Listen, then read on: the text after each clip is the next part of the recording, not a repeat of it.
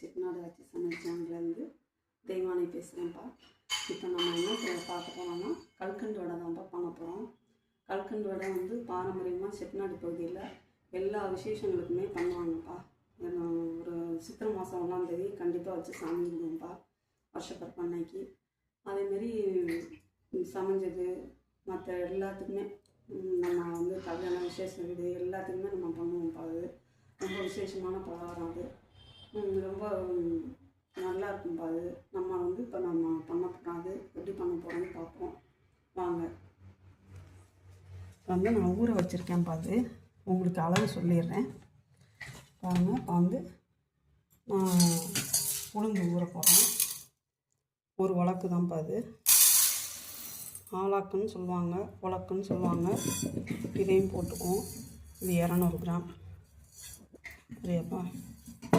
இது வந்து கல்கண்டு வந்து நம்ம 150 கிராம் நான் எடுத்து மிக்சியில் போட்டு அரைச்சி வச்சுருக்கிறேன். அது பாருங்கள். இது வந்து அரிசி பச்சரிசி எடுத்து வச்சுருக்கேன். இப்போ நம்ம வந்து இது வந்து 25 கிராம், இது வந்து 100 கிராம். இது இந்த உலக்கு வந்து 100 கிராம். நம்ம வந்து 25 கிராம்னா இவ்வளோ தான் வரும். நம்ம அதுக்கு என்ன பண்ண போகிறோம்னா இப்போ ஒரு பிடிச்சி அப்படி இவ்வளோ தான் நம்ம போட போகிறோம். இவ்வளோதான். இந்த இவ்வளோ அளவு வந்து ஊற வச்சு நான் 1 மணி நேரம் எடுத்து வச்சுருக்கிறேன். இப்போ நம்ம வந்து இதை அரைச்சிட்டு நம்ம கிரைண்டரில் அரைப்போம் வாங்க. அரைச்சிட்டு அதுக்கப்புறம் நம்ம எப்படின்னு நான் உங்களுக்கு தட்டி காமிக்கிறேன் வாங்க. நான் வந்து இப்போ வந்து தண்ணி இல்லாமல் வடித்து வச்சுருக்கோம்ப்பா. கிரைண்டரில் போடணும். தண்ணி இல்லாமல் தான் அரைக்கணும். 1 மணி நேரம் ஊற வச்சா போதும்ப்பா. அது நம்ம வந்து கல்கண்டு நம்ம போடுறதுனால நம்ம தண்ணியே ஊற்றாம தான் அரைக்கணும். ஏன்னா கல்கண்டை வந்து நம்ம அதுவே இலகும். அதுவே இலகிறதுனால நம்ம வந்து தண்ணி ஊற்றக்கூடாதுப்பா.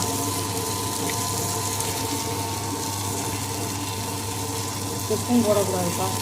உப்பு போடுறதில்லை, ஏலக்காய் போடுறதில்லை. ஏலக்காய் போட மாட்டோம், உப்பு போட மாட்டோம்.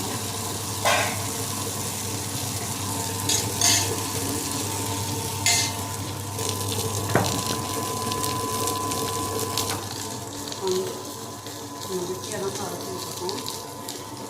இது போடுறதுனால கல்கண்டு போடுறதுனால நம்ம வெட்டியாகவே கொஞ்சம் அரைச்சிக்கணும்.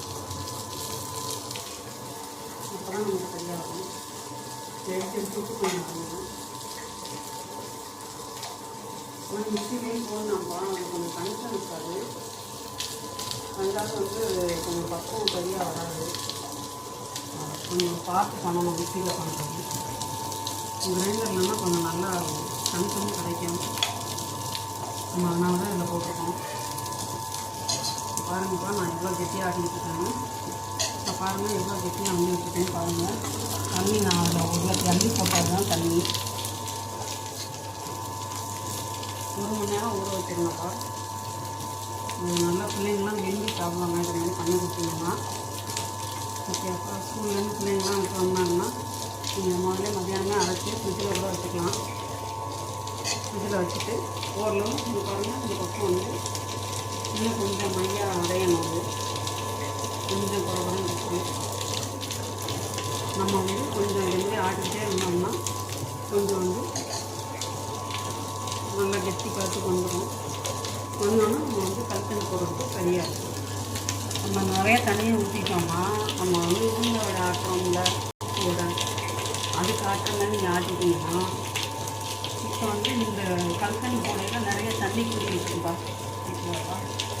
அதனால் நீங்கள் வந்து கொஞ்சம் இதை போட்டு பக்கத்துலேயே நின்று கொஞ்சம் தள்ளி விட்டு கொஞ்சம் சிரமம் தான் அரைக்கிறது.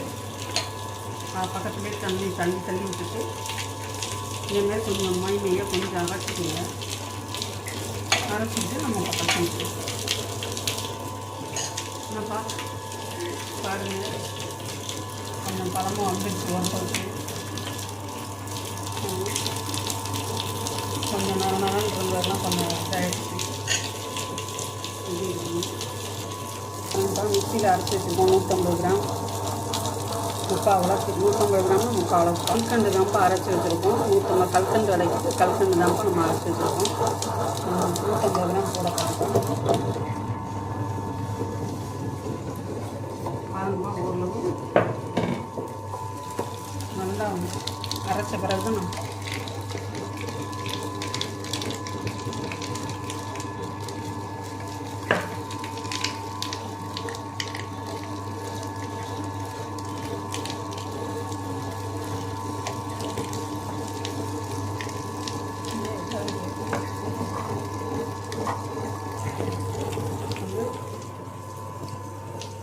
கிராம் போட்டோம்ப்பா. வந்து அரைச்சிட்டு நல்லா கெட்டியாக வரணும். நல்லா இன்னும் அரைக்கணும்.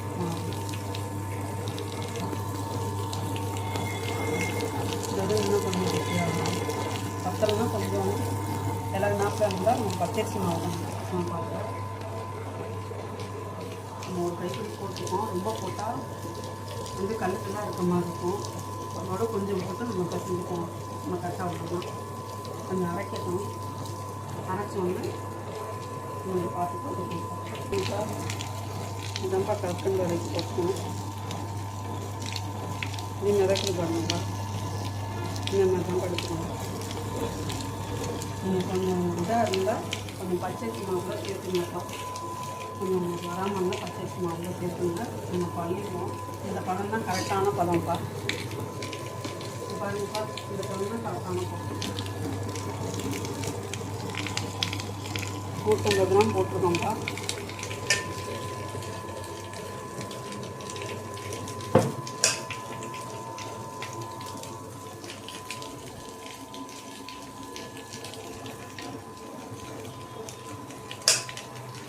பக்கத்துலேயே இந்த ரொம்ப ஆக்கணும். ஒன்று வரைக்கும் நான் இதுதான் ஆக்கணும். இதுவும் பக்கத்துலேயே தான் நம்ம வந்து உப்பு வடைக்கு அடிக்கணும்.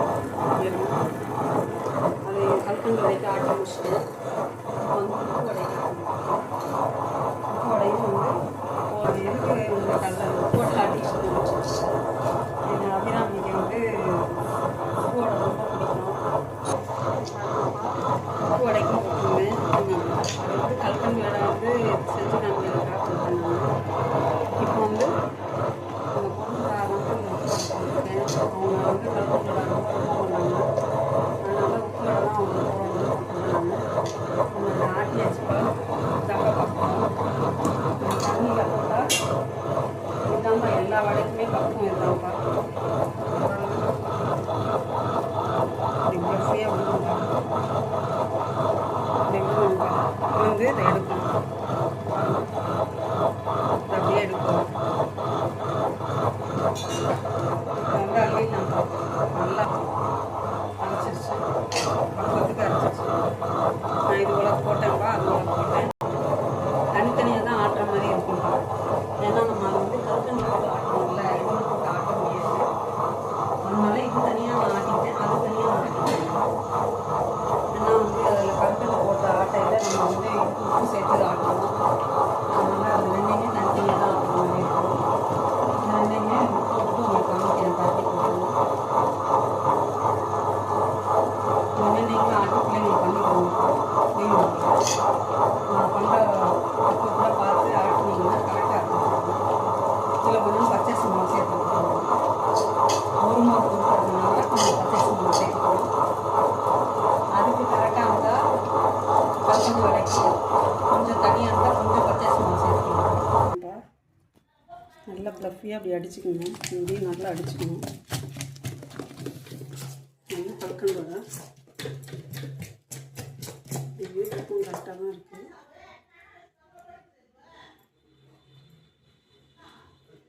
அடிச்சுட்டோம். வந்து நம்ம போட்டு பார்க்கணும். இது பாருங்கப்பா எப்படி வந்து வந்துருக்குன்னு பாருங்கள். கரெக்டான பக்குவத்தில் வந்துருக்கு. நம்ம வந்து ரொம்ப தண்ணியாக இருந்தால் நம்ம வந்து சேர்த்துக்கலாம். நம்ம வந்து இப்படியும் போடலாம். நான் வந்து உங்களுக்கு பிகினர்ஸ்க்கெல்லாம் நான் இதுமாரி சுற்றி காமிக்கிறேன். நான் கையாலே கூட தட்டி வச்சுருக்கேன். தெரியணுன்றதுக்காக தான் உங்களுக்கு இதுமாதிரி போடுறேன்.